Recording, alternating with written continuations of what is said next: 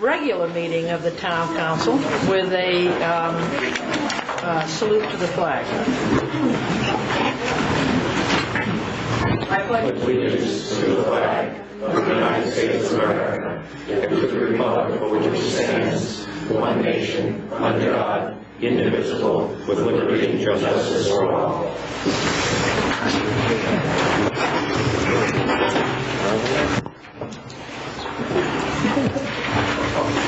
Now this is a bifurcated meeting, in part for the old council and in part for the new council. So I will ask the town clerk to call the roll. Councilor Leonard? Present. Councilor Ruda? Present. Councilor Medeiros? Here. Councilor Durfee? Present. Councilor Carroll? Here. Councilor Wyman? Here. Councilor Boland? Here. All present. I would like now to recognize Representative Laughlin and I believe Representative Amaral. And Felag. No, we're going to approve the minutes later on. Louise Thank you. Wally Felag sounds like a senator. Thank you very much.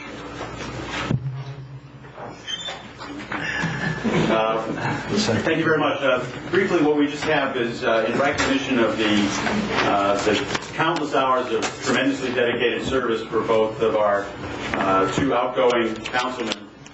We have a citation from the state of Rhode Island from the House that basically reads, "Be it known to all, the Rhode Island House of Representatives hereby offers its sincerest congratulations to the Honorable Cecil Leonard and to the Honorable Arthur Buzz Wyman for your outstanding and dedicated service to the town of Tiverton and as a member of the town council."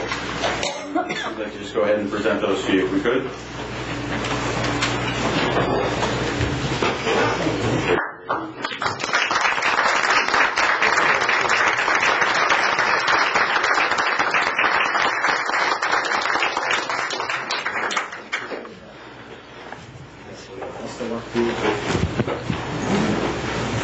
Senator Felag? Yes, on behalf of the state senators, myself and Senator Gibbs, I'd like to also present those two individuals with a Senate citation for their dedicated work to the town of Tiverton. As a 20-year veteran of the town council in the town of Warren, I know what it takes to perform that task, and it's very time-consuming, and we were fortunate that you had dedicated individuals to serve in that capacity. So without further ado, I'd like to commend them for their time on the council and wish them well in their future endeavors. Thank you.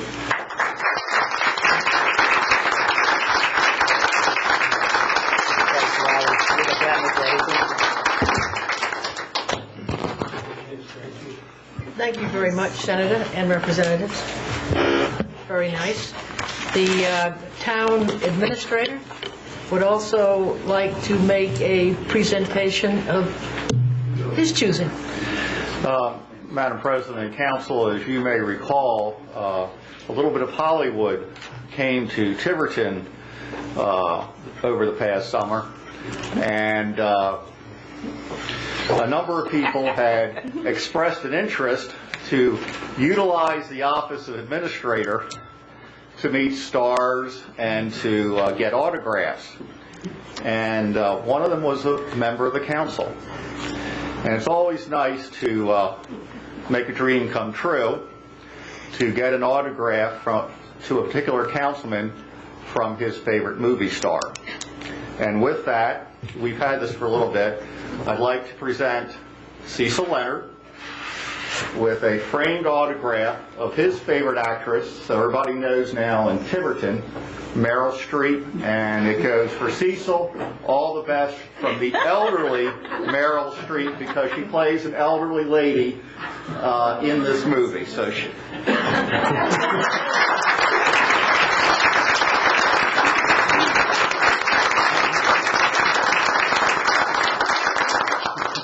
And I would like to thank Mrs. Leonard because she's been in on the secret.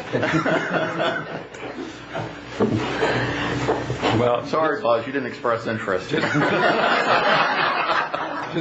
long as I don't get an autograph picture of you, Glenn, I'm all set.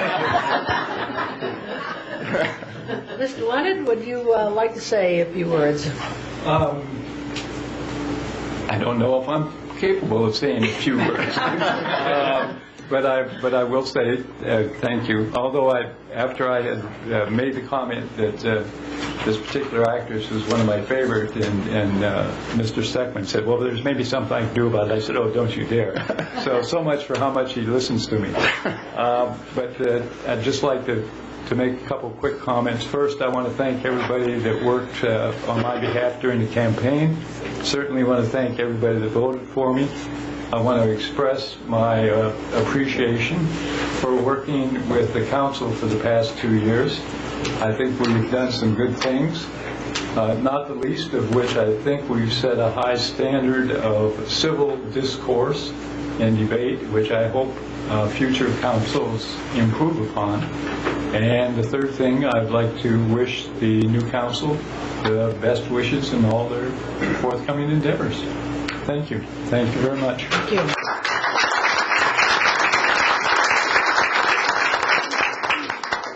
Mr. Buzz? Thank you, Madam President. Well, I'd like to thank all the council members here, and I'd like to thank the people of Tiverton for giving me the honor to serve for 2 years. It's been a fun 2 years. And I want to thank all the people that supported me and almost got me reelected. And lastly, I want to wish the new council the best of luck. Thank you.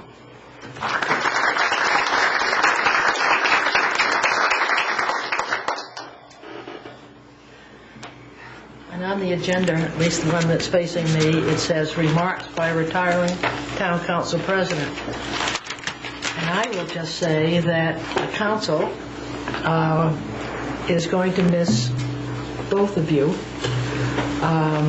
Each of you, for different reasons, have brought some strengths to the council, and I can only hope that you will not go very far away, and that your public service in this town of ours will continue. So I thank you for your service. It's been fun, and I look forward to more of it. Thank you. Thank you. And the town clerk, no, the minutes will put on the regular agenda. I'm going to ask now the town clerk to swear in the members of the new council. Okay, Mr. Wyman and Mr. Leonard will recess, and Mr. Foster and Mr. Edwards. Glad you made it. Should we just, we'll be swearing all the councilmen, so we just stand where we are, and you can, or you be, that'll be When I fine. go over the seat, I'll change places with you. Oh, that's okay. Okay. Okay, I'll state the oath, and if you could please repeat it, stating your own name, and everyone should raise their right hand, please. I Hannibal Gaza, do solemnly swear do solemnly swear that I will support, that I will support, enforce, and abide enforce, and abide by the Constitution by the Constitution and laws of the United States of America and laws of the United States of America and of the state of Rhode Island, and of the state of Rhode Island, that I will, in all respects, that I will in all respects observe the provisions of the Charter observe the provisions of the Charter and ordinances of the town of Tiverton, and ordinances of the town of Tiverton, and will faithfully discharge and will faithfully discharge the duties of a member the duties of a member of the town council of the town council of the town of Tiverton, of the town of Tiverton, so help me God. so help me God. Congratulations.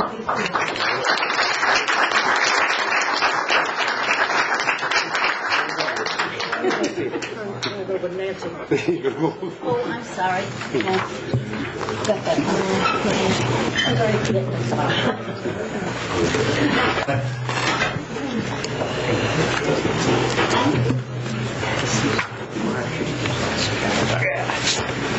And each council member will have to, please, by the end of the evening, sign the oath that has been in, that's going to keep it on the record. No. At this time, I will accept any nominations for council president. Any nomination? Yeah, I'd like to nominate Louise Durfee as council president. Second. Do we have any other nominations?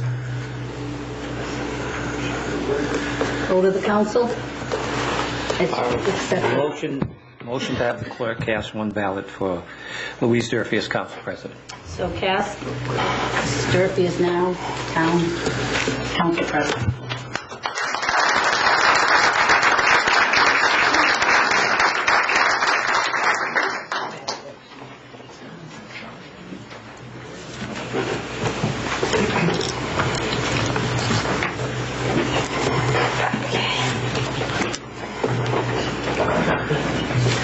Did I take your copy? I did? Yes, I didn't you get did. the first of it. Thank you very much, Town Clerk. We will now move to the election of the Vice President. I nominate Don Boland for Vice President. Second.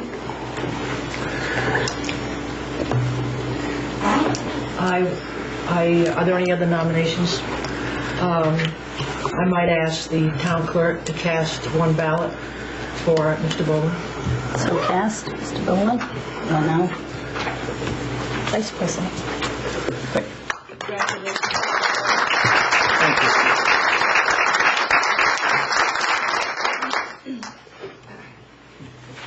Now, ladies and gentlemen, we will move to the regular agenda. And I would ask Mr. Boland to read the consent agenda. A roll call Oh, first. I'm sorry. We need to call the roll again. Councilor Edwards. Here. Councilor Aruda. Present. Councilor Medeiros. Here. Councilor Durfee. Present. Councilor Carroll. Here. Councilor Costa. Present. And Councilor Boland. Here. All present. Present in the county court. Okay. Mr.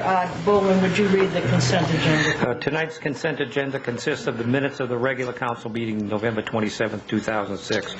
Receive the minutes from the following boards and commissions: Library Board of Trustees, Wastewater Management Commission, and Planning Board. Correspondence received from Town Treasurer regarding extension for filing annual financial statements, previously distributed. Received from Town Treasurer regarding betterment fee estimate, Village at Mount Hope Bay. Received from City of Providence regarding resolution on Disabilities Education Act. Received from East Bay Communities Action Program regarding. Received from Roger Williams University regarding medication clinic. Received from DPW Director Dave Webster regarding pre-bid conference on curbside collection and transport of trash recyclables. Tax Assessor David Roberts requests approval of tax abatements. Chief Lloyd, Tiverton Fire Department requests release of carry forward from 05-06 budget, $17,419.77, account 331611, fuel, oil, and tires, to current 06-07 budget, fuel, oil, tires, account 331611. And an interdepartmental transfer request from Chief Lloyd, the Tiverton Fire Department, and requesting a transfer of $2,700 from account 331611, fuel, oil, and tires, to account 331168, clothing allowance. Motion to approve the consent agenda. Second. Before we vote, if anybody, any new member feels uncomfortable voting for the minutes, by all means, if you do abstain, everybody will understand that. Yes, thank you. So, all those in favor of the consent agenda, please raise your right hand. All those abstaining, just for the record. Okay, now we will go to a public hearing in connection with amendment to Article 14 of the zoning ordinance. And this is, in the relative scheme of things, a modest amendment, but it is one that we have talked about and discussed for a period of time, since August of 2005. This is not the major league, it just is a dimensional amendment And I think if the planning board would like to lead off on this, that would be fine.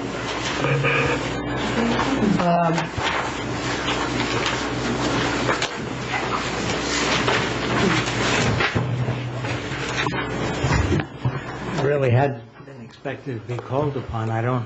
We don't have anything prepared. We had submitted quite a few weeks ago our council, Peter Ruggiero's recommendation to change the existing ordinance such that those non-conforming lots by dimension would not require a variance if a proposed change was independent from the non-conforming dimension and did not increase either the intensity of use or the intensity of non-conformity.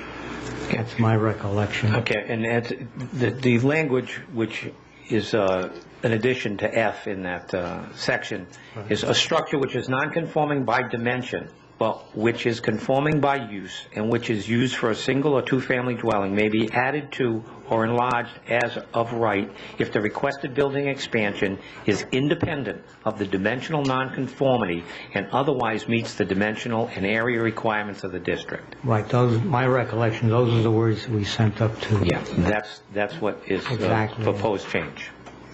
And the board at that time had voted for that and recommended it. And just giving an example, sort of help. If someone, let's say, pre-existing non-conforming before a zoning change was in an R15 and within the front yard setback for that R15, but now we have no R15s, they've gone to R30. So now they're pre-existing non-conforming because of the front yard setback. However, if they would like to add a deck on the side or in the rear and they meet the requirements of the R30, then by right they should be allowed to do that. Okay. Is there anybody who wishes to be heard on this matter? Madam President, I intend to vote on this because I've received several calls and I've gotten several explanations, so I will vote on this item. Right. That's fine. And I see no hands going up. Oh, okay. Laura Epke, Neck Road. I'm looking at D and F. I presume we added F because D did not specify single-family or two-family dwelling. A structure which is non-conforming by dimension only shall not be added to or enlarged unless a dimensional variance is granted. So we added F to stipulate if it's a single-family or a two-family dwelling. By use. Which is conforming by use. I guess what I'm asking, should D be changed so that it, structure which is non-conforming by dimension only and is not a single-family or two-family dwelling? Is there a possibility that a single-family or a two-family dwelling could fall under D and not F? I don't think so. I don't think so. Do you? Council, is it? No, I was directed, and just for the record, in fact, I used the language that Peter Ruggiero had originally put in, and the question was where to put it. And I did think of trying to combine it with D, and I thought it would be better just as F to make it clear it is a separate section. I do anticipate that there is going to be a need for a significant rewrite of the non-conforming section. Everyone agrees on that, even if we can't agree what that rewrite will say. So this is a quick fix. But I think it clearly, and the fact that it's coming later in time, will clearly show that that's what it's meant to apply to, because the single family and the two family, it's a separate section added, and it's the exception to the rule. So no, if my house was not in dimensional, it was non-conforming by dimension, and I wanted to, but adding a deck on the back would be okay. No one could come back to me and say, no, you can't do that because D specifies that you need to have a dimensional variance. I think that is, Okay. I think that is correct. Okay. You know, in looking at that, though, I think that's a very good question, because in looking at that, there is nothing that states that other than in D. So I think when you do read D, it appears that F should have replaced D, not been an addition, because that's probably the section we were looking at making the change to. And instead of adding a section, I think you add confusion. Donna, I think it could be just clarified by adding at the end of D, subject to the provisions of F hereof. Okay, I want to make sure that it's clear. I mean, I know our current building official understands what we're trying to do, but I'm looking at if someone else is reading this, you're coming down this, well, here you go. You're coming down and you're reading D and saying that, well, you got a nonconformity here, you should be before us, and, you know, F is giving you relief of D. And if it was supposed to be, I think, was there something else in D that by putting F there would make a difference? One is non-conforming by use and one is by dimension. Right. No, they're both non-conforming by dimension. They are, but... One conforms by use. Okay. Yeah. I mean... We could add to F the legislation catch-all, notwithstanding anything herein to the contrary, at the beginning of F, which might deal with what you want. I was trying to make the least amount of tinkering as possible. I think that just putting F where D is, making F the new D, I think does the same thing, doesn't it? I think you want to leave D there. Okay. D has an affirmative, a negatory statement of saying what you can't do. I don't think you can take away D. Okay. You need them the way both. this is set up, Andy, is that D basically says what you can't do, and then F says, but this is the one exception. Exactly. Right. Right. And I think What you could do, how about this? How about if you, instead of having it as a separate section F, how about moving the sentence that is F to be at the end of D and starting with the word however. So D will be the general negatory statement, and then however, the exception, and it will still be all in D. All under D, okay. I like Louise's suggestion that at the end of D, we simply add, subject to the provisions of subparagraph F below or following. That's the easiest way, I think, to do it. I think either one would do it, and I think moving it right under D, at the end of D, saying, however, a structure which is not conforming by dimension and putting it right there, clearly shows it belongs right here and not two separate. It embodies it, no longer. Yes. Right. okay, can we then agree that's the amendment we are considering? So that D would read or have an additional sentence beginning with the word however, and then continue with a structure. Yes. So, is there anybody else who wishes to be heard on this? Thank you very much, Lauren. Anybody else? Hearing nobody else or seeing nobody else, I will close the public hearing. I'll move to pass this amendment as discussed, putting in D the word however, and then adding the new language. Motion's been made and seconded. Any further discussion? All those in favor? Excuse me? Sorry. And you're also incorporating the planning board's prior findings of consistency with the comprehensive plan in your motion, right? Yes. Thank you. Ooh, okay. No, I have to All those in abstain. favor, I guess I've done that. So, raise your right hand. Motion carries unanimously. Woo. Thank you very much. Thank you. Thank you. Thank you very much. Now, we will move to the next item, which is the council sitting as the Board of Licensing Commissioners. Town clerk, you have before us the renewal of the street excavators licenses, of which there are 7 in number. Motion to approve the licenses meeting all legal requirements. Any further discussion? All those in favor, raise your right hand. Motion carries unanimously.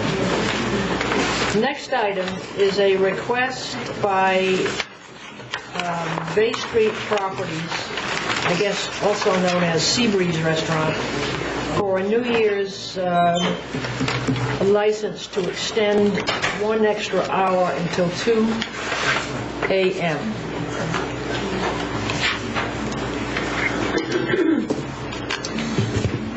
Since our solicitor has left, Madam President. We have done that before, but the solicitor and I, we've been checking some of the regulations on this, and it seems like we can impose a fee for this, so we thought we would impose a fee of $200. This one-time event. For this one-time event. They have been approved this in the past, by the way. To extend just for New Year's Eve, isn't it? Yes, New Year's Eve for 1 hour. No one else has ever come before us with any request, but we did look up on this. And we thought maybe at least a fee would be.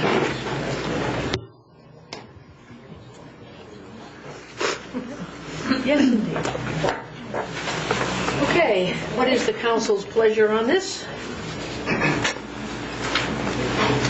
It does say, subject to additional fee of $200. Usually in matters like this, we ask for a recommendation from the police department, and I don't see anybody here from the police department to give us a recommendation.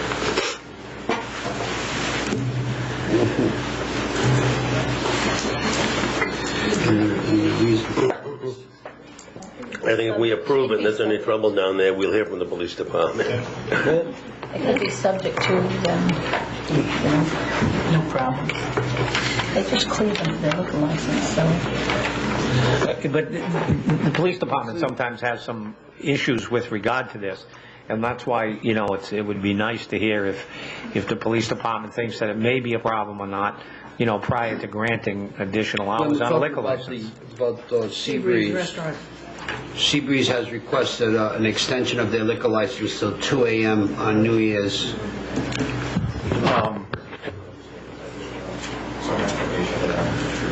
Deputy Chief Maltese would have had an opportunity to comment on this. I have not heard anything from him.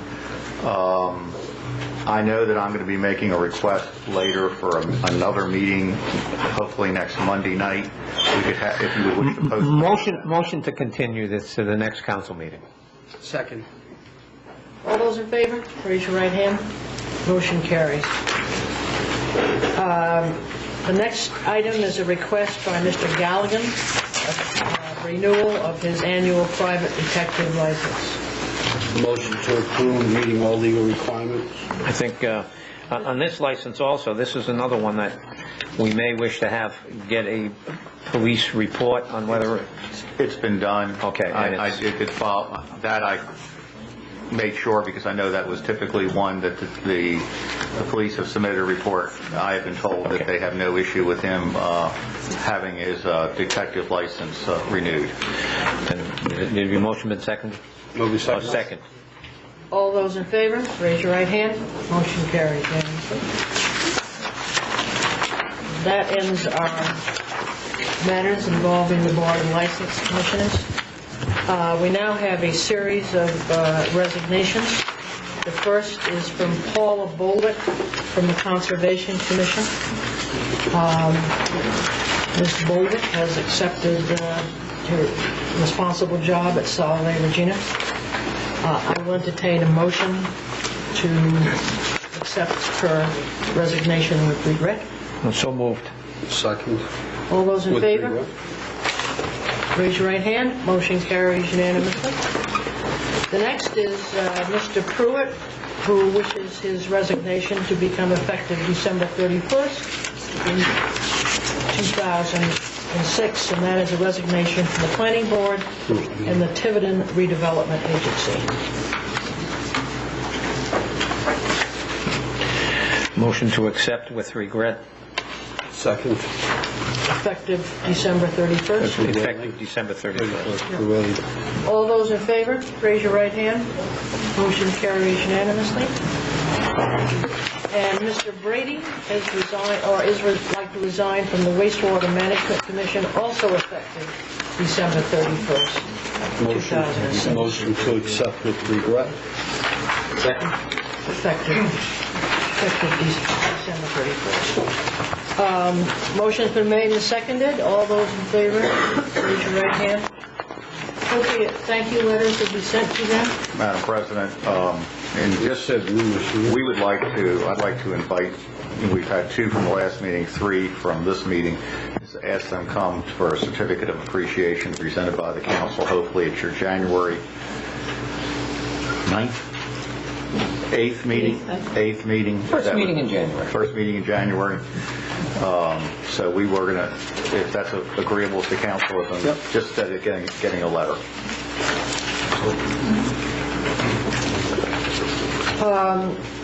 The next item is a continuation of a discussion with regard to, we held the discussion on December 4th. And it is a question with regard to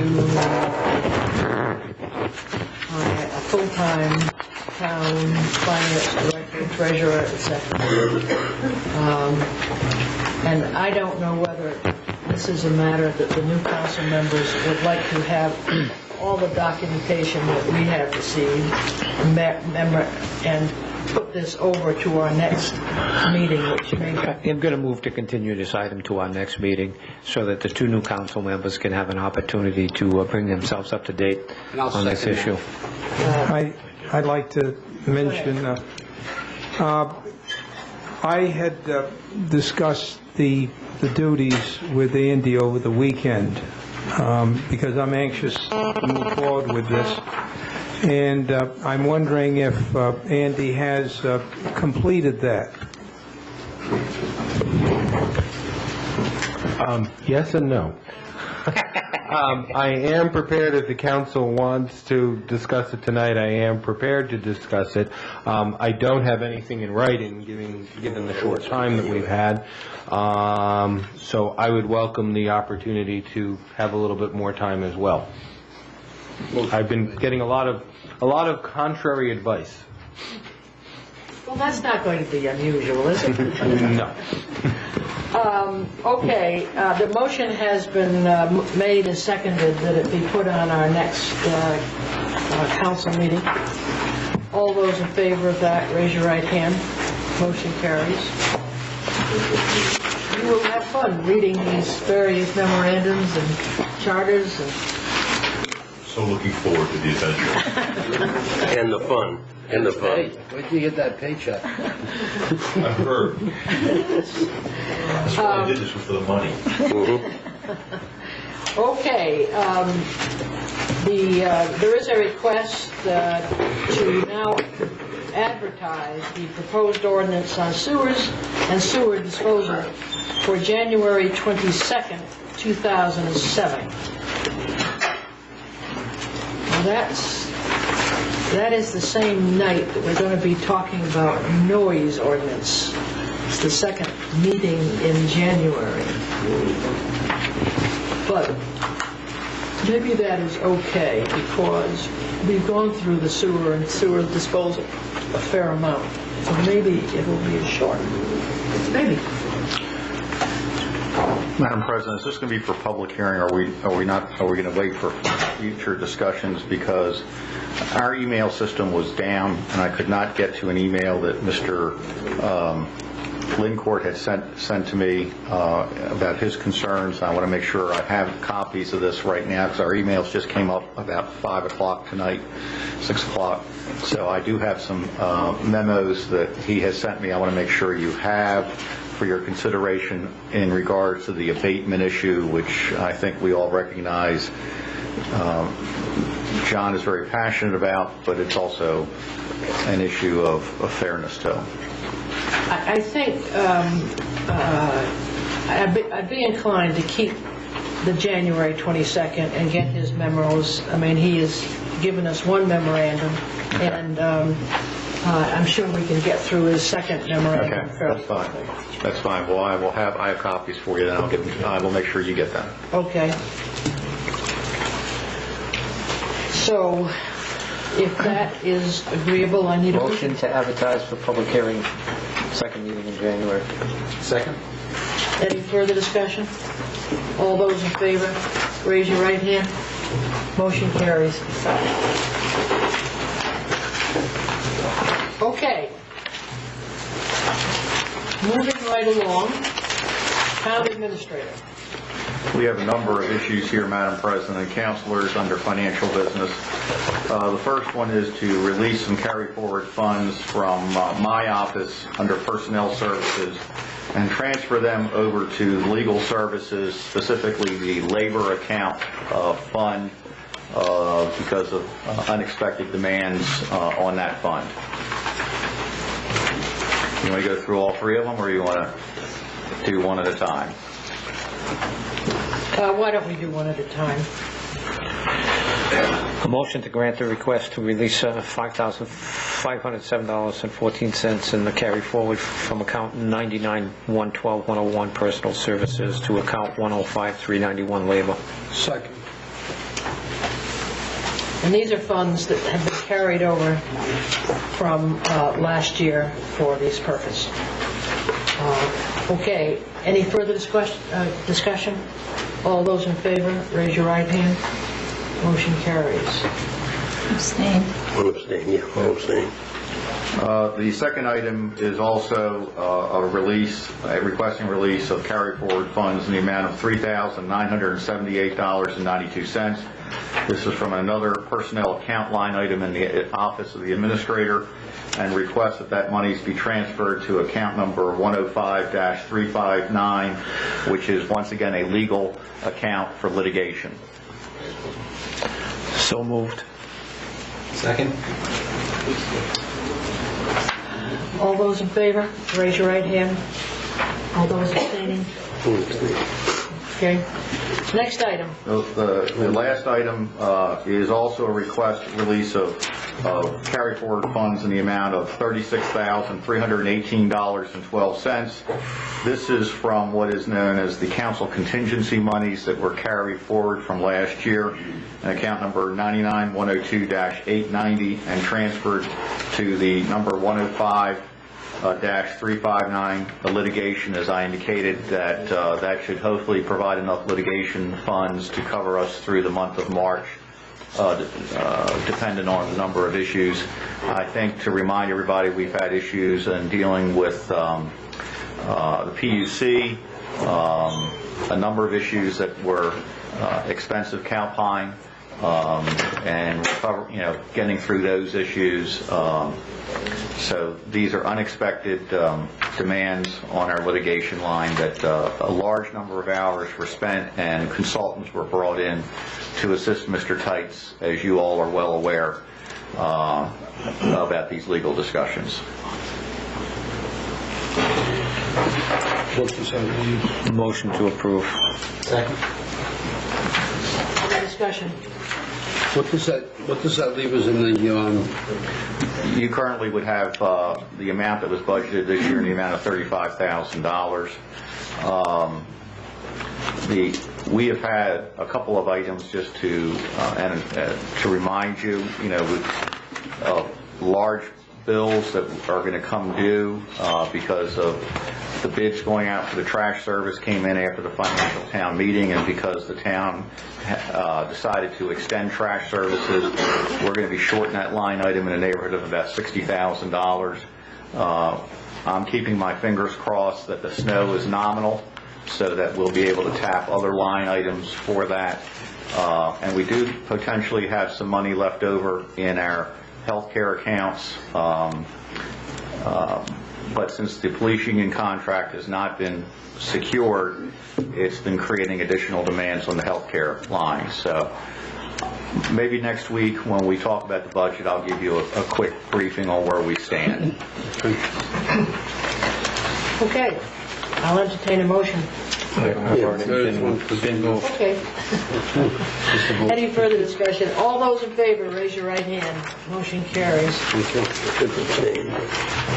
Moving now to new business. I put this is a extension of resolution for the Bay Street moratorium for the next 6 months. I really put it on the agenda not knowing what our meeting schedule is. It expires on December 31st, 2006. Motion to approve the extension to June 30th, 2007. Hi, just quickly, please. I would ask at this time that the council please work with the government and DEM and anyone else to help the 36 properties that are in this moratorium that have no course of action whatsoever planned for them. I get calls from these people trying to refinance because they're having a new baby and they need a new room or whatever the case may be. The hardships are on these people, and there's absolutely no course of action for these properties. There's no plan for testing. They're suffering the same hardships as those of us that know we have contamination. And I would ask that the council please look for a way to delineate the south and the east boundaries. I mean, we know we have the water, we know we have the state line. Those two boundaries are delineated, but I would ask that you please search out some way to help these 36 properties and to delineate those boundaries so that either these properties have to be in this moratorium or they don't have to be, and give some of these people some peace of mind. What are your suggestions to do that? Well, you know, and this is my biggest problem in the last 4 years of my life. I'm not sure what to ask for most of the time because I've never lived through this before. And right now it's a very difficult situation for all of us. I don't know if, I know that there's a lot of targeted brownfields money up at DEM, targeted brownfields assessment. I don't know if the town can tap into that in any way. But we need those two boundaries delineated, and we know that the gas company is in no hurry to do that. We also know that their Sandell Asset Management Company has suggested that they sell Southern Union as a company, sell it, which will prolong this many, many more years, I'm sure. We need to have something happen for these people, and I don't know where to search to get this done. And I'm looking to you to please try to help these 36 property owners and try to delineate these boundaries. Glenn, can we get another meeting with the DEM? Well, we can ask if there is money, and that may be to actually delineate. There does seem to be some money that they have for testing to help delineate where a contamination area is. I don't know how much they'll do now, since we have identified a lot of it. I'd have to have that conversation with the DEM officials to see whether they're willing to help in regards to that, or what the limitations of the grant money should be. I'm not saying they're not willing to help. It's the rules and regulations governing the grant money will depend on whether they can help us or not. I've never had a problem in making a contact on behalf of the Bay Street community.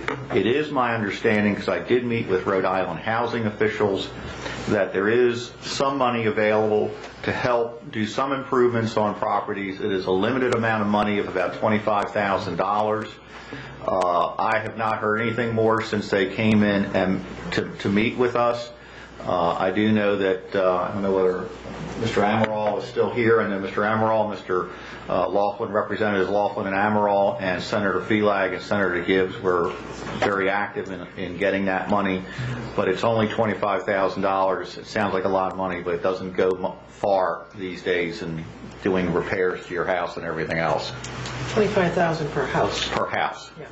Might be worthwhile to follow up on that and find out where they are. And Gail, if you could help us identify, you have a folder with 36, if you mentioned 36 houses. If you could give that information to the administrator and to the council, so that to help identify what we're, talking about when we do seek some additional help. Absolutely. Okay. And I think you all know that when the Bay Street community recently had their update, I did provide you the information as part of the presentation, the PowerPoint presentation that they had. And I just want to remind the councilors in this resolution the process that we will now send certified letters to all the utilities reminding them of the process that they must follow if they do any excavation up there. So Mr. Webster, and I guess, I don't know where it's Mr. Webster, it's going to be Nancy will be handling that, but I think Dave normally handles sending out the certified letters to the utilities. And he's probably shaking his head, yeah, I'm going to take care of it back there. Okay, motion has been made and seconded. All those in favor, raise your right hand. Continue the moratorium. Director down here again. Thank you. Want to be on the affirmative? Yes. Hold on. We need to get the DEM director down here again. I'll see if we can get him down. Let's come down here. He needs to come down every week and look at it. I think that would happen. Just have to keep looking at it, see how them people live. Well, he's due for an update to us anyway. Okay, Tiverton open space.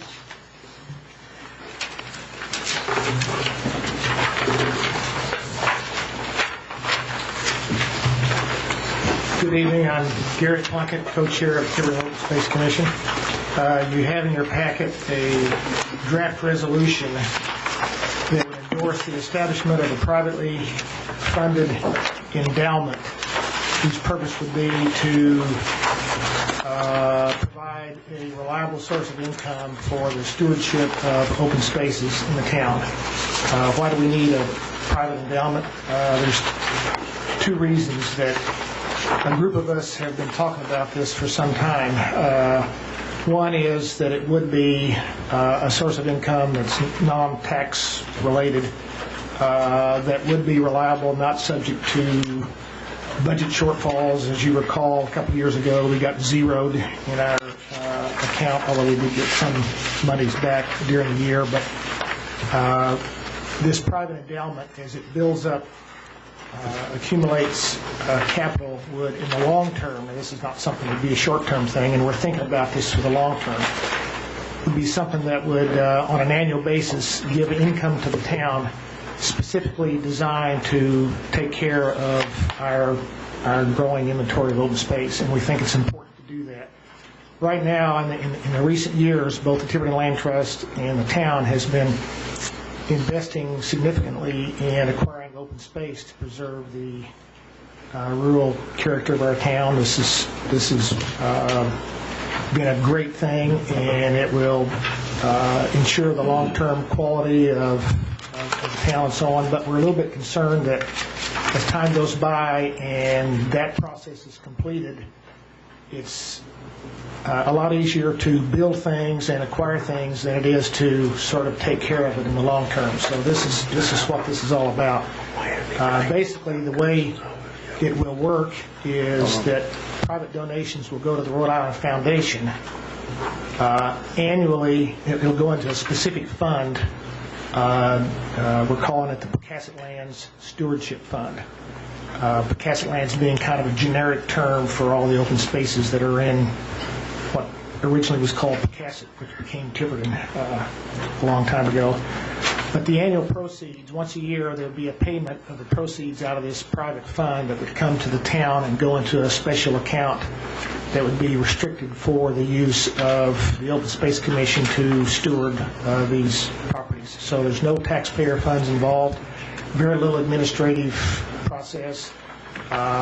It's already actually in the process of being set up. We have quite a bit of donation capital already ready to go to establish it, and I'm anticipating that within a couple months the town council president would be able to sign this agreement that would set this up with Rhode Island Foundation. So the details are all in the package that you got. I think it's a very good thing for the long-term care of our open space properties. It also will allow people who are interested in leaving a gift in their estate, there'd be a place for that to go, and I think that's one of the primary advantages of this. This can be put in people's wills and their estate plans and so on, and this is normally how it's done, through some kind of a foundation. So they would designate in their will, if they chose, to give part of their estate to Rhode Island Foundation, Castle Land Stewardship Fund, and the proceeds of that would come to Tiverton for use in stewardship of open space. So I think it's a very, very good thing to do for the long-term care of those beautiful properties, and it would lighten the burden on the taxpayer and provide a real good place for people who want to leave something that has permanent value to the town. So I'm happy to answer your question. Okay, one question, and it is the last, whereas some costs may be incurred by the town associated with the receipt and distribution of non-taxpayer funds. Could you explain to me what the costs incurred by the town are in that case? This is really a clause that we put in there to make sure that no one felt like the town was doing something for a private organization like Rhode Island Foundation that would cost the taxpayers money. The only process that happens is that once a year they receive a check and it's deposited in the restricted account, and that's it. Well, no, I understand that even at the bottom, that the town treasurer may assess reasonable fees up to 1% of the fund's distribution for town expenses associated with administering the stewardship fund restricted account. I'm concerned about, is that a tax liability the town might face in some type of whereas some costs may be incurred by the town associated with the receipt and disbursement of non-taxpayer funds. I want to, before I vote to accept something, I want to know what some costs are. Is that intended to be administrative costs of administrative operating costs? it? Yeah, it really is. I mean, I could not think of any costs other than 10 minutes to deposit the check. I mean, it's the routine processing. Maybe just for clarification, whoever wrote it could probably explain to you why they put that there. I don't know. I wrote it. Based on deliberation with a lot of different people, including the town treasurer. Cecil helped me with some details, and we've worked this out with the Rhode Island Foundation. Of course, they have no sense of the town's obligations. Yeah. That could have been left out completely, but there was some sense that someone may think that, well, the town's providing services here for a private foundation. Is that fair? Yeah, so we said, okay, just to cover that so that no one feels like some private group is getting something for free. Yeah, that was the only intent of that clause. Madam President, Gary, is this time sensitive? In my mind, it is. I know. Can it wait a week? Is that possible? Of course. I'd like to address the 1% at some point. My concern, it's twofold. There's two issues here. The first one is when someone adds a sentence in here that says, whereas some costs may be incurred, and can't tell me exactly what the cost is, I'm a little bit leery about that, because when somebody says some cost could be anywhere from $1 to $1 million. I don't know what the cost is. It does say that I can get 1%, for administration of this, meaning that they're willing to compensate me because they know some time is going to be spent on this. The 1% doesn't really bother me. The whereas some costs may be incurred is the one that I have a little bit of trouble with, and unless somebody can identify the cost that may be incurred. Yeah, I know, I understand that, but I think the cost is probably writing 3 checks. 3 at the most, because we have Tiverton Land Trust, as you look at this. No, we have no, 1 check. 1 check. Right. So actually, there's no checks, because it would go, it's received into the special account. Yeah. So then we'd expend that out of the special account. Like we've got money in the special account now that was privately donated for the Fort Barton Tower. We didn't use all of that, and it's still sitting there. All I do is go in and I turn in a normal check to use it. I mean, it's used, it's processed just like any other special account money, or restricted account, restricted account money. But those are the costs. No. I listen. I've supported, I think, every endeavor that's come down the pike since I've been sitting here as far as open space. I support this. I just am here to make sure that language here has to be something that is comfortable and can't come back and burn us with some kind of a cost. If you tell me in the whereas of a resolution that there are some costs, I mean, if you take that out and put the 1% in there, if it isn't a big deal, no, we're talking two separate areas. You cover the fact that we do have some expense in the fact that the last sentence, that the town treasurer may assess reasonable fees up to 1%. Meaning, if we didn't spend any money, we can't charge any money, and I agree. If we wrote one check, we can't take a sizable portion. I don't know what it takes to run that. But the other statement is one that just is an open-ended statement that I don't like, which is whereas some cost may be incurred. That's so open-ended. It's not open-ended. The limit is 1% of the money that we get. Whereas some cost may be incurred is not a limit of 1%. Yes, it is. Well, then it should state in here, whereas, because the last sentence says we can charge a reasonable fee up to 1%. The town can charge for the stewardship of this. Would you rather have that last whereas out and just limit it to the 1%? Then I would be totally happy with that. And that's what I'm saying, because then I don't see something that... James Amaranthis, Town Treasurer. The Town Treasurer's office has no desire or need to collect the 1%, and I don't see any reason why it has to be in there. I mean, the amount of work that's being done is minimal, so I am not advocating 1%, and I would be quite content to see it out of there. Thank you. Well, Gary, if the last whereas clause came out and left the town treasurer may assess, Jim, maybe that new town treasurer might want to assess 1%, who knows? That'd be fine. Would that be? I have no problem. Okay. 1% of $10. I mean, I'm hoping someday that 1% amounts to a significant amount of money, which means that we're getting a lot of proceeds from the fund. I understand. Good. If I will support the resolution and make a motion to adopt the resolution with the last whereas removed. Okay. That motion has been made. Is there a second to that motion? Second. Any further discussion? I must say, the use of private funds, this is a vehicle to use private funds to help maintain public lands. Okay. Any further discussion? All those in favor, raise your right hand. Thank you, Gary. Thank you. Thank you very much. Thank you, Gary. Thank you. Good luck. Noble job. Now, Mr. Medeiros. This just regarding the meeting with the school committee and the budget committee regarding the budget, which I noticed that the school committee, I know we had talked about doing this prior to the election, doing it after the election, which they've also requested that as well. So it's just a matter at this point of setting up a date. There's an interest in doing it prior to the date, the submission of the budget to the budget committee on the 7th of January 17th. So obviously we're on fairly short time. As you recall, that when we had originally explored this idea at your request, the school committee did not want to meet with the then council. They wanted to meet with the newly elected council.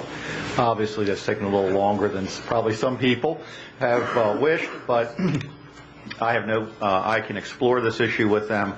I would like to present our budget to you. I know that I would also like to have a workshop in a relaxed fashion, probably on a Saturday in January, for the department heads to outline the various challenges that they are facing, so that gives you a better understanding of where we are with our physical infrastructure and other needs. But if you want us to schedule the meeting right after the first of the year, I will start working with Mr. Rarick and coming up with a agreed upon date.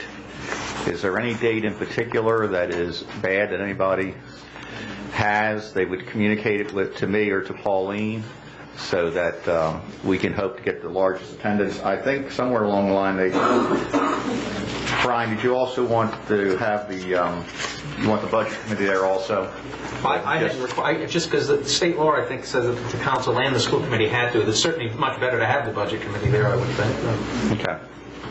I mean, if that's, that was the original request, was just you and the school committee. If you want me to notify the budget committee chairperson, I will also do that too. Yeah, I think the school committee's request included the budget committee as well. Is there another location that might be better suited for holding that kind of a workshop? We typically have done it over in the school high school library, because they have a little bit more space. So I assume, I'm not getting a lot of head shaking or anyway. You want us to have all three organizations, yourselves and the school committee and the budget committee. Might as well start it.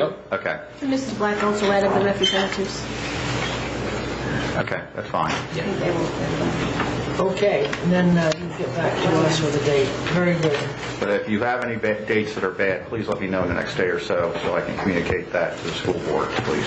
The 25th of December. Yeah. Well, I figured we would do it immediately after the holidays, because we're going to have staff members who may not be available too. So we figured do it immediately after the first of the year. Okay, Mr. Medeiros.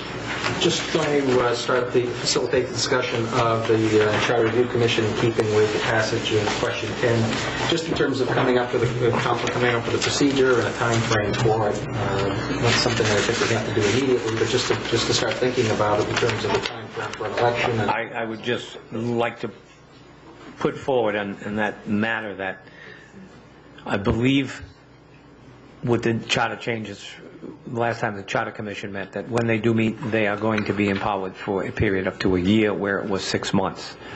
I think that we should try to schedule a time frame for a special election for the Charter Review Commission, so that their work could be complete and that they would have, results to be put forward at the next general election.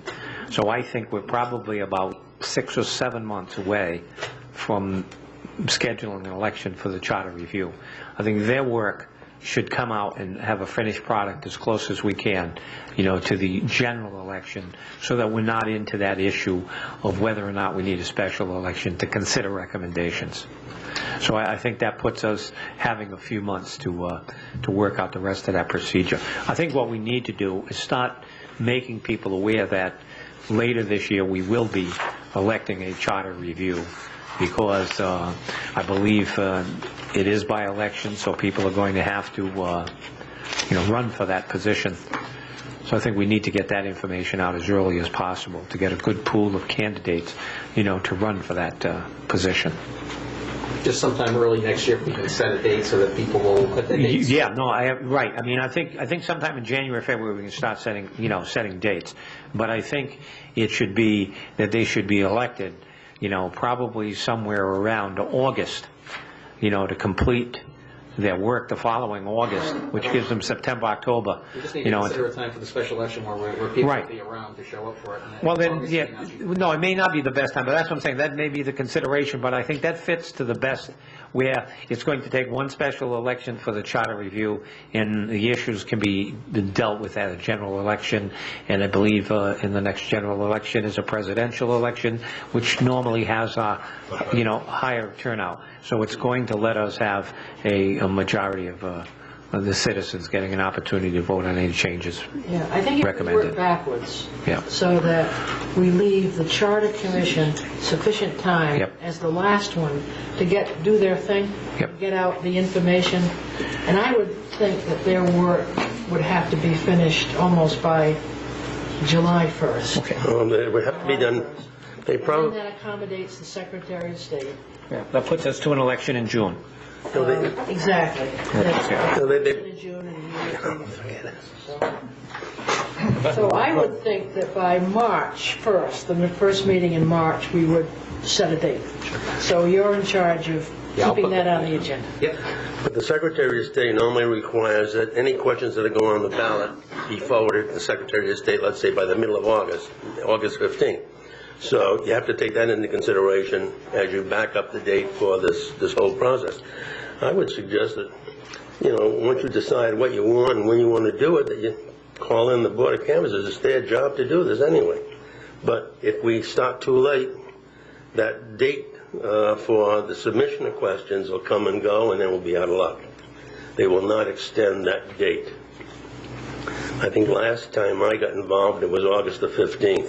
I think August the 15th was a primary date, and I think it was later than that for the general election in November. I think they have two... No, to get a question on the ballot. Yeah, okay. Yeah. Like August 15th, right? Okay. Yeah.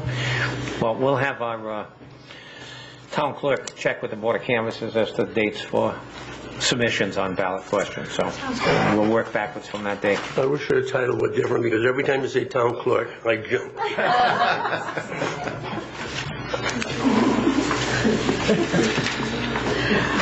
Okay. Next 4 items. The next actually 3 items, Madam President, Council, I would like to postpone to your next meeting, if you would be so gracious. Motion to continue. Is there a second? Second. All those in favor, raise your right hand. Motion carries. The next item is the,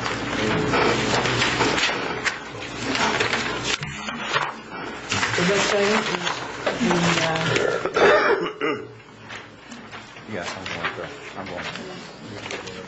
going to do it right now. We're going to postpone that to the next meeting also. It allows me to get some more additional information before I put numbers out, which then become gospel and they never can change again. I'm still waiting for some information that has not come to my office, even though we have repeatedly requested. So I want to give as closely accurate a number and estimate as I can. So we will do that if you... Motion to continue the presentation to the next meeting. Second. all those in favor, raise your right hand. Motion carries. And the date of the next meeting is? Next Monday. That's... How does next Monday fit with everybody's schedule? It's okay? I'd like to make a motion to have our next council meeting, or to have the second council meeting in December, next Monday, the 18th. Second. I'm probably not going to be able to be here. Have a nice time off. Well, let's see what we have. We have a budget, which we're not going to No need me for the budget. No. Would all this plan be on that? Yes, but I mean, Dinner, but I don't at think that time, okay. We'll do our best to muddle through this. The only thing we're going to need from you is the information on the treasurer's position so that we can continue that discussion. And I'll try to have someone else from the office here. I just wanted to let you know I'm available Tuesday the 26th. That's okay. But I'm not sure about the 18th. That's so all right. I want to let you know. Okay. And I think that should be, Your house. but I think that should be stated as being our second meeting in December, and there will be no meeting Christmas week. So we're moving up. We're moving up our second meeting a week. No Christmas week meeting, oh my goodness. Bah humbug. Well, we can still try to have an emergency. Okay, so for the record, we're meeting next the 18th. With at least, and let's try to keep like just 3 items: the budget, the finance. The items that have been continued from tonight. Yes. The continued items. Okay, and try to restrain ourselves. Okay. Now, folks. That's a motion. That needs approval. Second. All those in favor, raise your right hand. Motion carries. We have now reached... I'm not finished yet, Madam President. Okay, sorry. First of all, I would like to extend congratulations to the new counselors that have joined the current team. My staff and I are looking forward to working with you and to address the challenges facing us together with the town. And I would encourage you, as I encourage all the counselors, to come in at any time and visit. And if you have any questions, to get those to me before the meeting, so hopefully we can have the answers for you at that night at a regular meeting. I also have a couple issues I would like to bring to your attention. The first is we have, as you well know, 2 fire rescue trucks. One of them has gone down. We are currently borrowing a fire rescue truck vehicle from the town of Portsmouth, which we're very grateful for. Apparently ours has serious engine problems, and to the tune of about $15,000. We have talked to a number of vendors who can either handle it or handle it in a timely fashion, and speaking with the town attorney, he says it's within my authority, but I wanted to make sure you knew about this, that we were going to be going to Pasquale's. It is still going to take us, in Pawtucket, it is still going to take us about 4 weeks to get this vehicle back up online. So that, but we do have 2 operating fire rescue vehicles, but we could face the situation if Portsmouth needed it, they would have the right to call us back, and then we'd have to go around and ask to borrow someone else's. Which rescue is down and what's the engine problem? I believe it is Rescue 1, and apparently there is water and antifreeze mixing in with oil in the block. Head gasket. Mr. Bowen, it has gone through, Paulet Highway has pulled the engine apart. It is Rescue 1 in South Tiverton. It is a truck that has some very high mileage on it now. He's pulled the lower end of the engine. We have a porous engine block that is coming through the cylinder walls. That was our first thought. We were hoping that was what the best was going to be for it, but unfortunately it is not. It did not turn out well at all. This vehicle is 7 years old, just to give you an understanding of the age of the vehicle. And obviously that this is a priority item that's going to be in the budget to have a new vehicle, and maybe using this vehicle eventually as a backup to our other 2 vehicles, so we don't find ourselves in this position again. I'm hesitant to pour that much money into a 7-year-old vehicle, but I do not see us having any other opportunity. It is beyond our mechanics' capability, but we wanted to make sure to let you know what was going on, and to let you know that Portsmouth has been very graciously lending us one of their vehicles. What's the estimated cost to drop another engine into that vehicle? That is it. $15,000. We've looked at all the alternatives. We've asked several different places.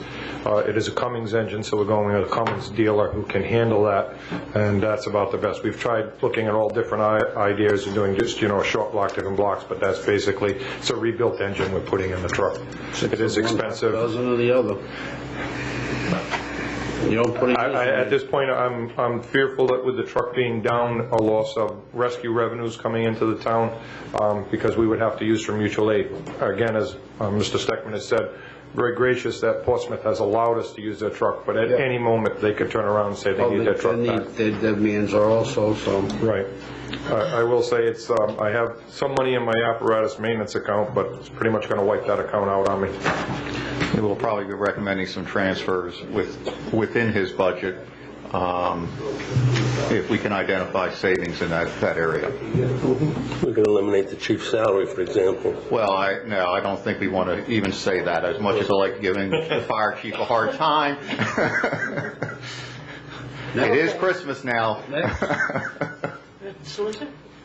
Yes, Madam President, I just wanted to advise the council just on the procedural matter where this is going, of where the authority comes from, because I know there was a question about the bidding.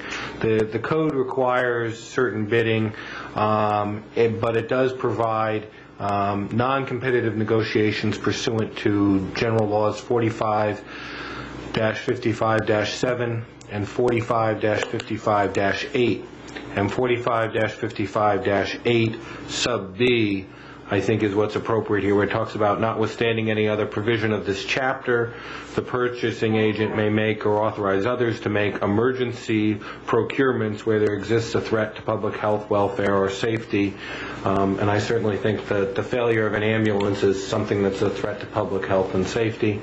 It requires that be made with as much competition as practicable under the circumstances.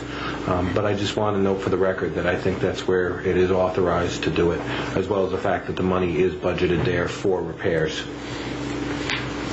Thank you. Okay, thank you, Chief. All right, thank you very much. Okay. And the last issue I would like to bring up, there is a saying in my business that never get into a spitting match with someone who buys their ink by the barrel full. and for those in the audience, never get into a public fight with a newspaper because you will never win.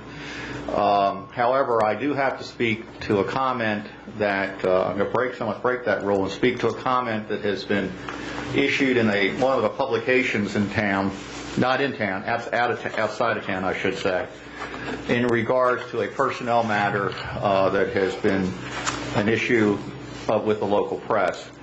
The comment was made in one of the local publications that our call center was abandoned by our call center personnel. After doing an exhaustive investigation, that is blatantly false. The call center was never abandoned. The personnel had a permission to leave the call center, and the call center was manned at all times, and never were the citizens of Tiverton endangered. I think it's unfortunate choice of words or even a reason to publish such a item that would raise concern and raise doubt in the capabilities of the personnel of the town of Tiverton, who work very hard under very trying circumstances to do their best. And I think it's a slap in the face to all the professionals that work in this town government. So I want to assure you, I want to assure the citizens of Tiverton, never was that call center abandoned, and that our personnel made sure that it was covered, even though two of the personnel did request to leave. Thank you. And that's all I have, Madam President. Okay. Solicitor, do you have anything? Yes, Madam President, I do. I wanted to note we have an item on the closed executive session which I'd like to request be removed, since it's now moved, which is item 5, possible litigation Board of Canvassers. That was, had we not gotten some answer one way or another from the Board of Canvassers to discuss whether we would go to court on that. So since we've received that, I would ask that number 5 be removed from the executive session as tabled. So removed. Anything else? No. Yes and no? No, just no. Madam President, I make a motion that we enter into executive session under 4246-5A2 litigation. Second. All those in favor of that motion, raise your right hand. That we remain in executive session under 4246-5A1, discussion of personnel. Police Chief. Second. All those in favor of that motion, raise your right hand. Motion carries unanimously. And to further remain under 4246-5A1, discussion of town solicitor's contract. Second. All those in favor of the motion, raise your right hand. And one more further item, under 4246-5A1, discussion of process for town administrators' 1-year evaluations. Second. All those in favor, raise your right hand. Okay. Motion carries. We are in executive session. We just need to note for the record, we have personnel matters. We need to note for the record that the police chief was notified of the executive session and his opportunity to have it in public session if he so desired. Yes, I have his signature. He wishes it to be an executive session. Okay. And the town administrator was also so notified in writing. Yes, and also, I have it. Yes. And finally, for the record, let's note that the town solicitor was notified and also consents to the executive session. Yes. I